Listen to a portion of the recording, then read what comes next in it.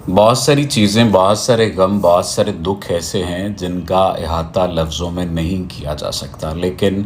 सबसे बड़ा दुख ये है कि आपको कोई आपका अपना ही ना समझ रहा हो। आप किसी दुख का इज़हार करें, किसी गम का इज़हार करें और सामने वाला शख्स ये बात कह दे कि नहीं तुम नहीं समझते, नहीं तुम्हें अक्ल नहीं है, नहीं तुम्हें शऊर नहीं है, या तुम्हारी ही कोई गलती होगी। अक्सर व बेशतर मैं ये बात महसूस करता हूँ कि शौहर हज़रात की जानिब से ख़वातीन को इस ताने का शिकार बनाया जा रहा होता है कि तुम्हारी कोई गलती होगी, जिस गलती की बिना पर तुम्हारे साथ फ़लाँ ने लड़ाई की या फ़लाँ ने ये किया या घर वाले ये बात कह रहे हैं। इस बात में कोई शक नहीं है कि इंसान ख़ता का पुतला है, लेकिन इसका कतई मतलब ये नहीं है कि एक ही शख्स बार बार एक ही ख़ता करता रहेगा या एक ही शख्स ख़तावार हो सकता है। अगर दो लोग मौजूद हैं तो ऐन मुमकिन है कि उन दो लोगों के दरमियान कोई ऐसी बात वजह तनाज़ा बनी होगी जिस बात पर बात फैली और इतनी फैल गई कि एक दूसरे का नाम लेने पर आप लोग मजबूर हो गए। मैं जिस चीज़ का तज़किरा करने जा रहा हूँ वो ये है कि जब भी घर में कभी कोई लड़ाई हो,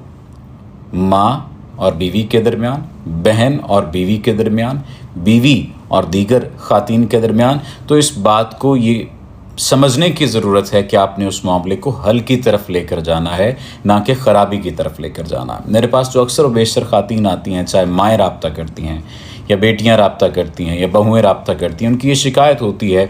कि माँओं की शिकायत होती है कि बेटा नहीं समझ रहा, बीवियों की शिकायत होती है कि शौहर नहीं समझ रहा। अब यहाँ पर जो मामला आता है वो हम अक्सर व बेशतर इल्ज़ाम लगाते हैं कि औरत नहीं समझती, मर्द ये बात कहते हैं कि औरत नहीं समझती। हालांकि सिर्फ़ और सिर्फ बैलेंस करने की ज़रूरत होती है, एक तवाज़ुन लाने की ज़रूरत होती है। ये बात शौहर हज़रात या मर्द हज़रात या भाई हज़रात, ये बात मर्द हज़रात कह लें तो उसमें शौहर भी आ जाते हैं, भाई भी आ जाते हैं, बेटे भी आ जाते हैं। ये तस्लीम कर लें कि आपने